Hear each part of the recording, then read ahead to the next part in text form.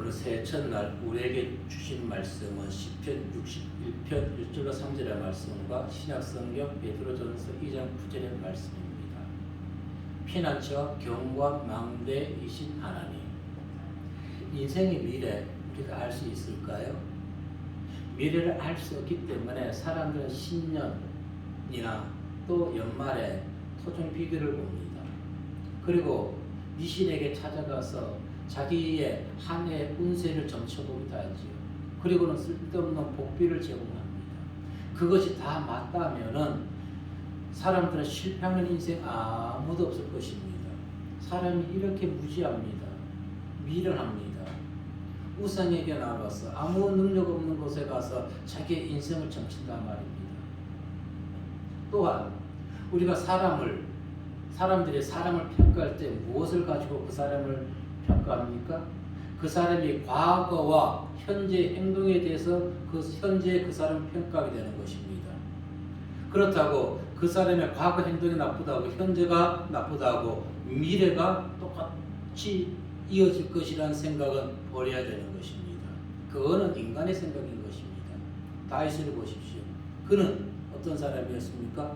이스라엘의 왕이 되기 전에 아버지 집에서 목동으로 양을 치던 자였습니다. 우연치 않게 형들이 블레셋 군인들과 싸울 때 아버지의 힘으로 도시락 배달을 하게 되는 것입니다. 최초의 배달이 시작된 것이지요. 그곳에 나가서 형들에게 나갔을 때 골리앗이 이스라엘 민족을 우습게 보는 것을 보고 의분해서 그와 싸워 승리한 이후에 군인의 길을 걷게 되는 것입니다. 그리고 많은 어려움 끝에 이스라엘의 왕이 되었습니다. 하고픈 얘기는 이것입니다. 인생의 계획을 내가 아무리 잘 짜고 철저하게 세우고 따른다 할지라도 그 걸음을 인도하시는 분은 여호와 하나님이라는 것입니다. 그래서 우리의 인생을 누구께 맡겨야 되는 것입니까? 그분께 맡겨야 됩니다.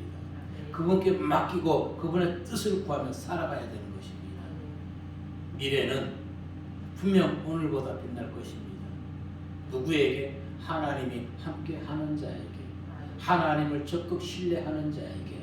우리 성도님들이 2021년도에는 이와 같은 하나님께 모든 것을 맡기고 그분의 뜻 가운데 소망과 희망 가운데 살아가는 은혜와 평강이 넘쳐나시기를 주의 이름으로 축복합니다. 첫 번째 우리에게 들려준 말씀은 마음이 약할 때 기도하십시오. 시편을 보면 다윗은 하나님께 참으로 많은 기도를 한 사람입니다. 그가 무엇 때문에 그렇게 많이 기도했을까요? 역으로 생각해 보자고요. 그의 인생이 참으로 고난의 연속이었던 것입니다. 가정에서는 형들의 구박을 받았지요. 그리고 나중에 군사가 되었을 때는 사울의 추격을 받았습니다. 서욱 주민들이 또 밀고를 합니다. 심지어 숱한 전투에 함께 참여하였던 삼촌과 조카 관계였던 요압이 배신하게 되는 것입니다. 그러나 그 어떤 고난과 환난보다도 그의 사랑하는 자녀 압살롬이 왕이 되고자 쿠데타를 일으킨 것이 가장 아픈 상처가 될 것입니다. 그래서 오늘 본시의 배경은 바로 압살롬의 반란으로 인하여 하나님께 부르짖고 있는 것입니다. 1절과 2절의 말씀을 보시게 되면 시작. 하나님이여 나의 부르짖음을 들으시며 내 기도에 유의하소서. 내 마음이 약해질 때에 땅 끝에서부터 주께 부르짖으오니 나보다 높은 바에 나를 인도하소서. 자, 다윗의 심정이 지금 어떠한 심정일까요? 근데 우리는 다윗과 같이 행동하지 않습니다. 지금 다윗은 어떻게 해서 이제 내 마음이 약해질 때에 그가 지금 하나님께 기도하고 있다는 것입니다. 우리는 힘들고 어려울수록 세상으로 향해 나가는 것이 아니라 하나님 전에 모여서 현재 나의 입장을, 심정을, 상황을 정확하게 하나님께 고해야 되는 것입니다. 선지자 이사야는 이사야 58장 9절에서 우리가 부르짖을 때에 우리를 힘들게 하던 거짓되고 불행한 모든 것들이 우리에게서 떠난다고 했습니다. 한번 말씀해 보면 시작. 내가 부를 때에는 나 여호와가 응답하겠고 내가 부르짖을 때에는 내가 여기 있다 하리라. 만일 내가 너희 중에서 멍에와 손가락질과 허망한 말을 제하여 버리고. 아멘. 이처럼 성도는 하나님의 약속의 말씀을 믿어야 되는 것입니다. 예, 하나님은 우리가 기도하지 아니해도 우리의 모든 상황을 알고 계십니다. 그러나 하나님이 원하시는 것은 직접 나와서 현재 상황을 직접 보아라는 것입니다. 기도하라는 것입니다. 왜 기도하지 못합니까? 기도는 성도에게 주신 하나님의 특권인 것입니다. 왜 그 특권을 왜 사용하지 못하는 것입니까? 어떤 절망적 상황 안에 있다 할지라도 하나님께 부르짖는 자는 절망이 아니라 낭망이 아니라 좌절이 아니라 소망과 희망으로 기쁨으로 하루하루를 살아가게 됨을 믿으시고 언제나 기도에 무릎을 꿇으시길 바라겠습니다. 다윗은 이처럼 위기 때만 그가 기도했던 것은 아닙니다. 그는 평소에도 항상 하나님의 뜻을 구하기 위해서 하나님께 많은 기도를 했던 자인 것입니다. 사실 우리가 평안할 때 하루에 3번씩 기도하는 것이 결코 쉽지 않습니다. 하루에 한 번 하기도 힘듭니다. 왜?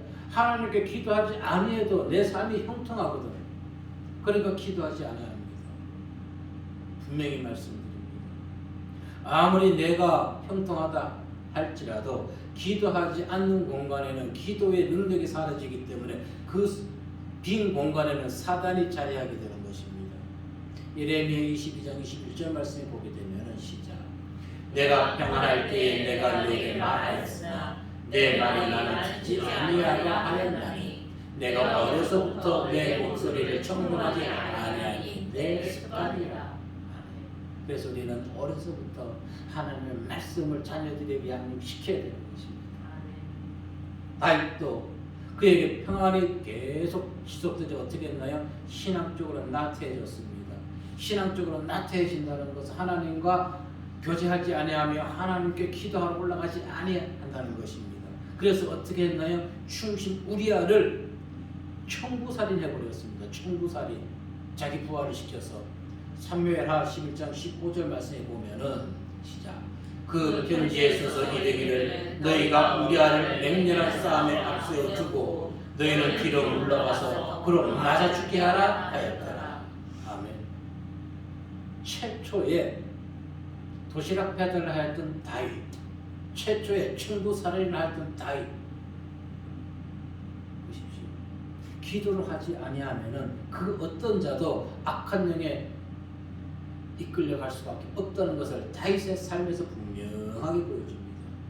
과거 아무리 기도를 많이 했다 할지라도 현재 기도를 게을리 한다면은 그 사이에 사단이 침투해서 우리를 하나님과 멀어지게 한다는 것을 반드시 기억하시길 바라겠습니다.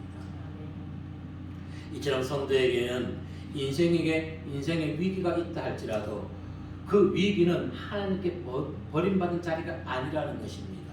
오히려 인생의 위기는 하나님과 관계를 새롭게 하는 기회가 되는 것입니다. 에베소 3장 13절 말씀 이렇게 얘기합니다.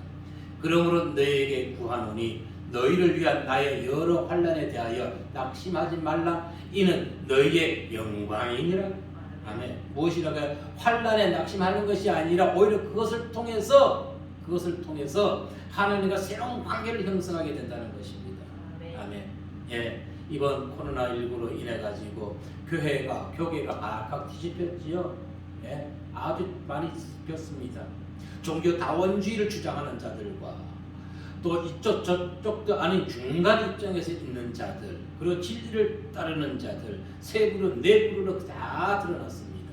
예, 진리의 말씀을 따르지 아니하는 자들은 이 코로나19 사태가 지나간 이후에는 반드시 그들이 하나님의 징벌을 받아야 되는 것입니다. 그러기 위해서 성도들이 영분별로 깨어 있어야 되는 것입니다. 코로나19로 많은 교회가 지금도 대면 예배를 드리지 못하고 비대면 예배, 온라인 예배를 드리고 있지만은 이것이 결코 위기가 아니라는 것, 참과 거짓이 분명하게 드러나는 계기가 됨을 믿으시고 언제나 진리의 말씀을 따르는 성도님들 되시기를 바라겠습니다. 하나님 안에 있는 성도를 해야 할 자는 아무도 없습니다. 3절 말씀을 볼까요? 시작. 주는 나의 피난처시요 원수를 피하는 병과 망대심이니이다. 아멘. 하나님이 나의 피난처, 경과 망대가 된다는 것입니다. 지금 다윗은 압살롬의 반역으로 자신은 비록 인생의 끝과 같은 절박한 위기에 처해 있습니다. 그런데 하나님의 보호를 그가 안전하다고 얘기하고 고백하고 있는 것입니다. 이와 같은 신앙 우리가 가질 수 있을까요? 내가 지금 당장 살기 힘든데 안전할까요? 하나님을 믿으십시오. 비록 오늘날 학원이라든가 많은 소상공인들이 월세를 내지 못하고 힘들어합니다. 이제 교회도 마찬가지인 것입니다. 넘어지는 교회, 쓰러지는 교회 엄청 많이 있을 것입니다. 자, 우리 빚주는 교회도 그 중에 하나인 것입니다. 그러나 우리가 쓰러지지 않고 이렇게 예배 드릴 수 있는 것은 하나님의 은혜와 하나님의 보호가 있기 때문에. 아멘.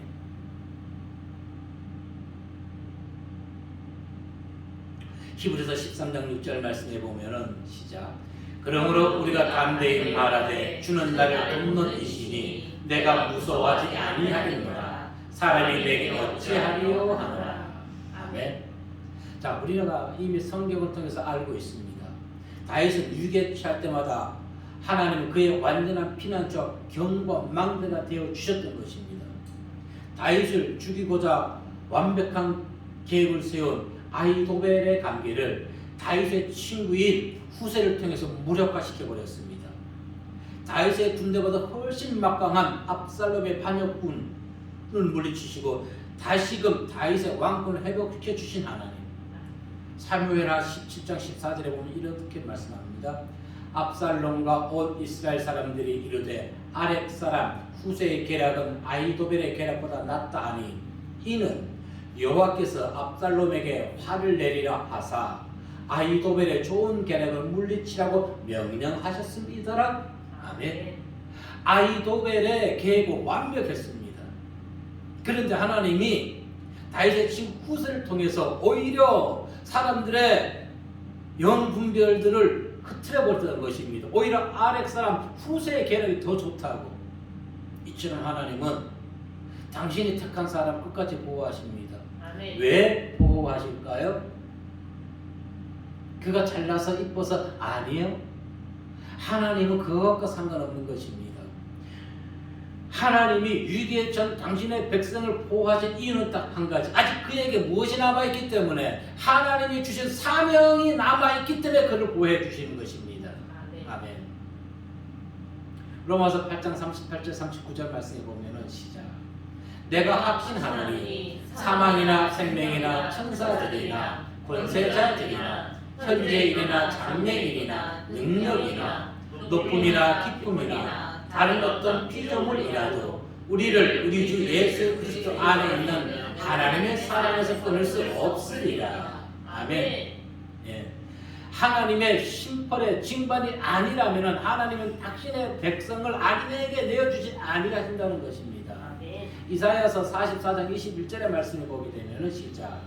야곱아 이스라엘아 이 일을 기억하라. 너는 내 종이니라. 내가 너를 지었으니 너는 내 종이니라. 이스라엘아 너는 나에게 잊혀지지 아니하리라. 아멘. 이스라엘이 이뻐서? 아니요. 아직 이스라엘 백성을 통해서 하나님께서 이루고자 한 역사함이 사명이 남아있기 때문에 그들을 보호해 주시는 것입니다. 그리고 그분은 언약에 신실하신 분이기 때문에 비록 하나님과 아브라함 인간과 약속했지만 하나님은 그 약속 또한 변개시키지 아니하고 반드시 지키시는 하나님. 그런데 오늘날 우리 인간들의 약속은 어떻습니까? 언제 어느 때에 다 상황에 따라서 뒤바뀌어 버린다는 것입니다. 그러니까 이 얘기는 하지 않겠습니다. 자, 잊혀지지 아니한 이유는 조금 전에 얘기했듯이 아직 그에게 사명이 있기 때문에 안전하게 지켜주신다는 것입니다. 아브라함 그랬죠. 야곱 그랬죠. 요셉, 모세, 삼손, 에스더, 엘리야와 엘리사 그리고 신약에서 바울과 주님의 제자들 숱한 택한 사람들을 지켜주신 것은 그에게 사명이 남아있기 때문에 사명이. 그러므로 성도된 우리는 세상을 두려워하지 말고 담대히 행하시길 바라겠습니다. 비록 땅 끝에 놓인 것과 같은 위기를 만난다 할지라도 하나님의 구원을 받으며 새로운 한 해 소망으로 달려나가시는 하나님이 나에게 주신 사명이 무엇인지를 깨닫고 나가시는 기쁨의 신천 한 해가 되시기를 주님의 이름으로 축복합니다. 두 번째 우리에게 들려주신 말씀은 성도 모두는 하나님의 사역을 감당하는 사명자라는 것입니다. 베드로전서 2장 9절의 말씀을 보게 되면 시작. 그러나 너희는 택하신 족속이요 왕같은 제사장들이요 거룩한 나라요 그의 소유가 된 백성이니 이는 너희를 어두운 데서 불러내어 그의 귀한 빛에 들어가게 하신 이의 아름다운 덕을 선포하게 하려 하십니다. 아멘. 이 말씀은 하나님께서 많은 사람 중에서 우리를 어떻게 택하고 왕같은 제사장으로 거룩한 나라로 그의 소유된 백성으로 삼아주신 목적에 대해서 분명히 말씀해 주고 있는 것입니다. 베드로는 하나님께서 우리를 택하신 목적 4가지로 얘기했습니다. 이것은 성도의 영광된 특권인 것으로 출애굽한 이스라엘 백성들에게 하나님께서 주신 말씀을 지금 베드로가 신약에서 그 구약의 말씀을 인용하고 있는 것입니다. 출애굽기 19장 5절 6절의 말씀에 보면은 시작. 세계가 다 내게 속하였나니 너희는 내 말을 잘 듣고 내 언약을 지키면 너희는 모든 민족 중에서 내 소유가 되겠고 너희가 내게 대하여 제사장 나라가 되며 거룩한 백성이 되리라. 너는 이 말을 이스라엘 자손에게 전할지니라. 아멘. 자, 하나님께서 출애굽한 이스라엘 백성들과 시내산 언약을 맺으면서 그들에게 당부한 말씀인 것입니다. 어떻게 거룩한 나라 또 제사장 나라가 될 수 있습니까? 2가지 이유였습니다. 하나님의 말씀을 어떻게 잘 듣는 것입니다. 언약을 지키기 위해서는 하나님이 나에게 어떤 말씀을 하는지를 잘 들어야 되는 것입니다. 잘 듣지 못하게 되면 엉뚱한 행동을 하게 되는 것이에요. 먼저는 잘 듣고 그리고 그 언약을 지킬 때 거룩한 나라, 하나님의 나라, 제사장 나라가 된다는 것입니다. 아멘. 우리는 하나님의 말씀을 잘 들어야 되는 것입니다.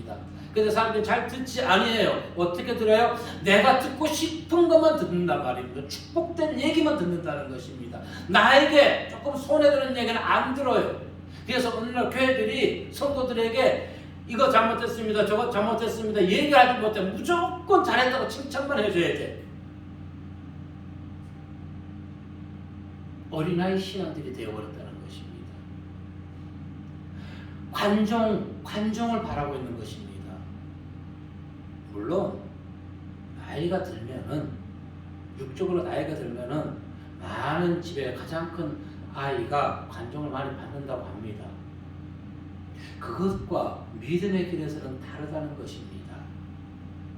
신앙의 연수가 쌓일수록 관종을 바라는 것이 아니라 내가 오히려 일선에 나서서 연약한 자들을 세워주는 그런 굳건한 반석의 신앙인들이 되어야 되는 것입니다.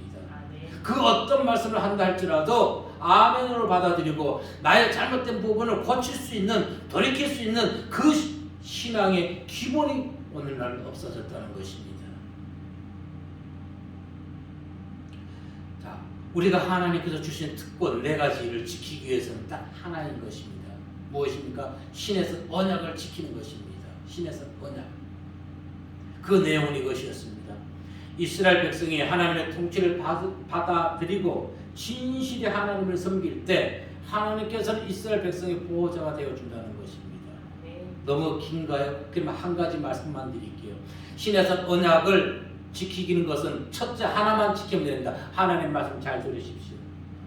네, 잘 들으십시오. 그거면 되는 것입니다. 오늘날 백성들이 성도들이 듣지 못하기 때문에 교회 내에서 많은 교육 프로그램을 있습니다. 작은 소모임이 있습니다. 왜 모입니까? 소모임 왜 모입니까? 모이는 목적이 무엇입니까? 하나님의 말씀을 듣기 위해서 모이는 것인데 과연 그 모임에서 무엇을 듣고 있나요? 그러니 문제를 일으키는 것이지요. 그러니 문제를 일으키는 것입니다. 그래서 세상에 오히려 소금과 빛의 역할을 하는 것이 아니라 세상에 오히려 악을 끼치는 교회가 되어버린 것입니다. 말씀을 잘 들으십시오. 말씀. 택하신 족속이란 무엇입니까? 족속은 혈통을 의미하는 것입니다. 그래서 택하신 족속이라는 말의 의미는 이스라엘 백성들은 아브라함의 육적 혈통을 이어받은 자들이죠. 그래서 택한 족속이 된다는 것은 우리가 하나님 아브라함 아니 예수님의 혈통을 이어받게 된다는 것입니다. 아멘. 아멘. 얼마나 영광스러운 것입니까? 죽을 수밖에 없는 죄인이 감히 하나님을 바라볼 수 없는 우리가 하나님의 말씀을 잘 듣고 지키면은 예수님의 혈통이 되는 것입니다. 아멘. 이거 얼마나 영광된 신분 상승인 것입니까? 아멘. 왕 같은 제사장은 무엇인가요? 하나님과 그리스도 성령 이외에 그 어느 곳에도 내 마음 빼앗기지 아니하고 그들에게 종속되거나 그들을 섬기지 아니한다는 것입니다. 종교다원주의를 주장하지 아니한다는 것입니다. 그런데 오늘날 왕 같은 제사장이나 대형 교회들이 전부 다 종교다원주의에 종속되어 있단 말입니다. 하나님 모시기에 얼마나 분통 터질 일일까요? 오늘날 교회들은 목사는 성도들은 종교다인주의를 얘기하는데도 영분별을 하지 못해서 그걸 빨려 들어가고 있단 말입니다. 화감에 그곳에서 탈출하시기 바랍니다. 오직 유일하신 주는 하나님 한 분, 그분뿐이라는 것입니다. 그것이 제사장 나라의 사명인 것입니다. 제사장 나라. 그리고 그러한 자만이 거룩한 나라가 된다는 것입니다. 즉 거룩한 나라는 것은 구별되고 정결한 백성으로 살아가게 되는 것이지요. 어디에서도 교회 내에서뿐 아니라 세상에 나가서도 사람들에게 인정받을 수 있는 바로 하나님 나라의 소유가 되는 것입니다. 히브리서 기자는 이에 대해서 구체적으로 우리에게 설명합니다. 히브리 10장 39절 말씀에 보면은 시작. 우리는 뒤로 물러가 멸망할 자가 아니요 오직 영혼을 구원하며 이르는 믿음을 가진 자니라. 아멘. 그런데 오늘은 많은 교회들이 뒤로 물러가서 멸망의 자리로 스스로 내려가고 있단 말입니다. 멸망의 자리로.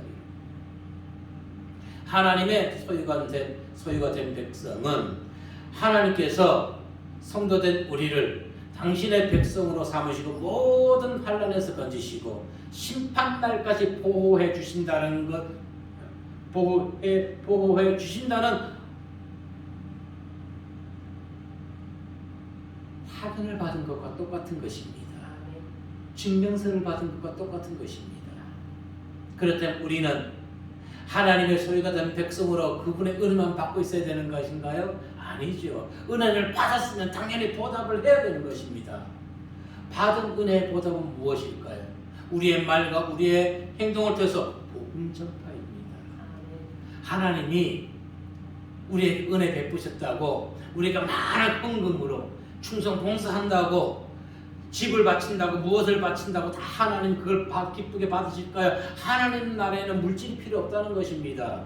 하나님이 우리에게 원하는 것은 무엇입니까? 생명과 진리 되시고 또 절망 중에 있는 자들의 소망과 기쁨으로 나가게 할 수 있는 사람의 삶을 변화시켜주는 복음 전파, 그것이 우리가 하나님께 은혜 갚는 도리라는 것입니다. 인간의 속성은 원래 하나님께 영광 돌리도록 창조되었습니다.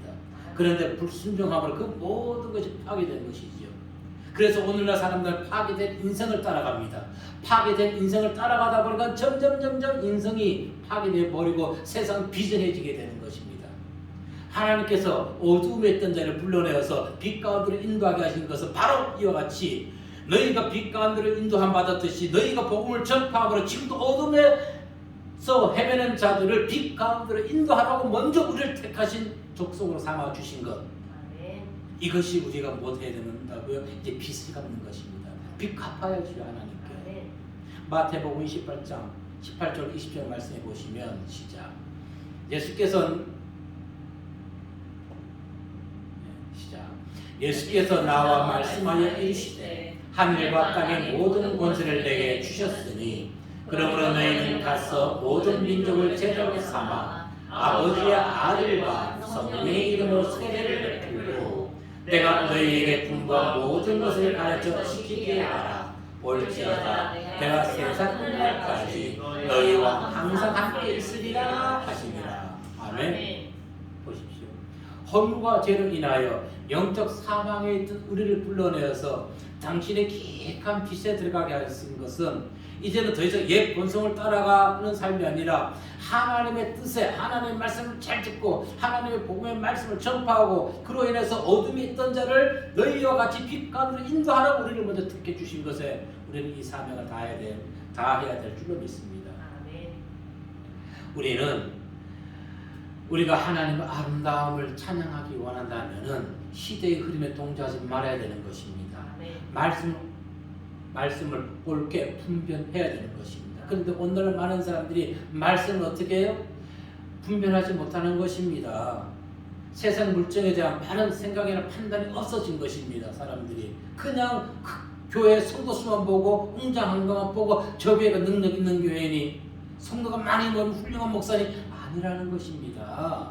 그들이 지금 오늘날 무엇을 한다고 종교다원주의를 주장하고 있지 않습니까? 그런 곳이 어떻게 하나님이 함께 하시는 곳입니까? 그것은 인간이 만든 교회인 것입니다. 우리는 증인의 삶을 살아가야 됩니다. 증인의 삶은 흔들림이 없습니다. 아멘. 좌로나 우로나 치우침이 없어야 되는 것입니다. 아멘. 이것은 세상에서 이렇게 얘기하더라고요. 자고 우면하지 아니한다. 예. 증인의 삶은 흔들림 없이 앞만 보고 달려나가야 되는 것입니다. 표대를 향해서 어떠한 표대? 천국을 향해서 그리고 무엇을 위해서? 영혼 구원을 위해서 복음 전파를 위해서 그것만 보고 달려나가야 되는 것입니다. 그것이 복음인 것입니다. 오늘날 시대 풍조는 참 이상하게 흐르고 있습니다. 옳은 말을 하는 사람들이 핍박을 받습니다. 사람들의 공격을 받습니다. 이것은 잘못된 것입니다. 이 잘못된 것을 제자리로 돌리게 할 수 있는 것, 이 잘못된 것을 아름답게 돌릴 수 있는 것은 오직 복음의 말씀 전파뿐이라는 것입니다. 복음뿐인 것입니다. 복음을 전하는 그곳에 무엇이 있습니까? 행복이 있습니다. 그곳에 평안이 있고 번영이 있고 사랑이 넘치게 되는 것입니다. 무엇보다 복음 안에서 정의와 정직으로 먼저는 내 심령에서 그리고 세상으로 우리가 이와 같은 복음 전파로 세상이 대한민국이 살기 좋은 나라로 변화시킬 수 있는 것은 우리 성도들이 다시 깨어나야 된다는 것입니다. 아멘. 비록 주님을 따르고 믿는 일이 오늘의 힘이 든다 할지라도 우리에게 주신 사명, 우리에게 베푸신 은혜 잃어버리지 아니하고 항상 하나님의 통치하심 받아들이시길 바라겠습니다. 그래야 할 때 우리에게 오늘 다윗이 고백했던 것처럼 택하신 족속 왕같은 제사장 거룩한 하나님의 나라 하나님의 소유를 삼아주시고 그에게 평안과 번영과 자유함으로 인도해 주실 믿으시고 끝까지 반석 되시는 참 주 되시는 그 하나님만 보며 바라보면서 승리하는 한 해가 되시기를 성도 모든 분들에게 주님의 이름으로 이와 같은 은혜의 축복을 누리게 되시기를 주님의 이름으로 축복드립니다. 기도하겠습니다.